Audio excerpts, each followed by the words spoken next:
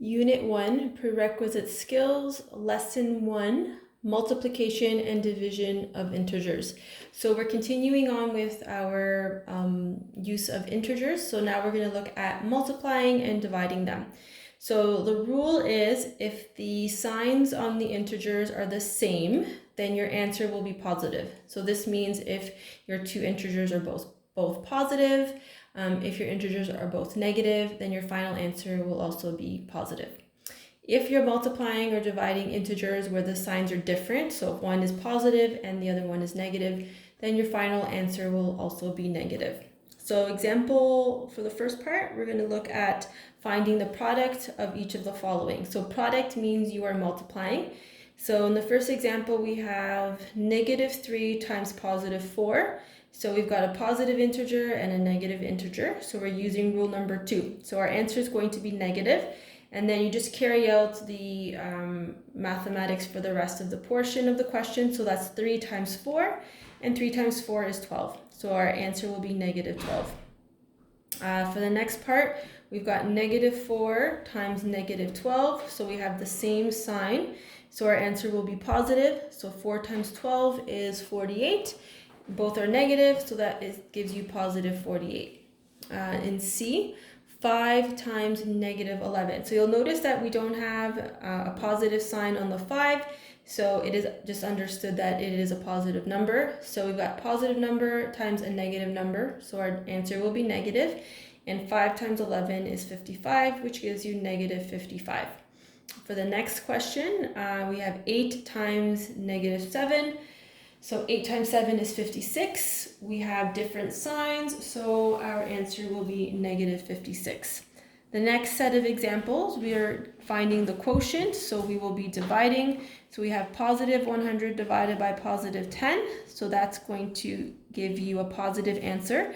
100 divided by 10 is 10 to give you positive 10. Next one, we've got -64 divided by -8. So for this one, what you're going to do is divide the two numbers. So 64 divided by 8 is 8, and then they are both negative, so your answer will be positive. For the next one right here, for C, we've got -144 divided by 12. So 144 divided by 12 is 12. We have a negative integer and then a positive integer, so that's going to give us a negative number right here. So our answer is -12.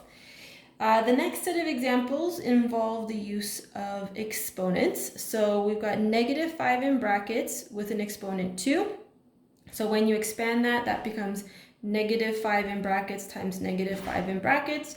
So -5 times -5, we have two negatives, so we know that our answer will be positive. So that will give us positive 25. -2 in brackets to the power of 5. Expanded is like saying bracket -2 times -2 times -2 times -2 times -2. So if you do this slowly, what would happen is this would become -2 times -2. So that's going to give you positive 4. Positive 4 times -2 is going to give you -8. -8 times -2 is going to give you positive 16, and then positive 16 times -2 is going to give you -32.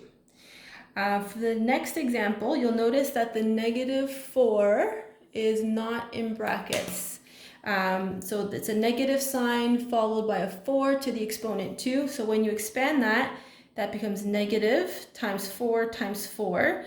So when you expand that, the 4 and the 4 will give you 16, but we still have a negative sign here. So our answer is -16. And the same pattern occurs in the next example. So the negative sign is here, the exponent is with the 3. So when you expand that, the negative sign stays there. And then we have 3 times 3 times 3 times 3. And that is equal to 81. And then you just have to carry over the negative sign.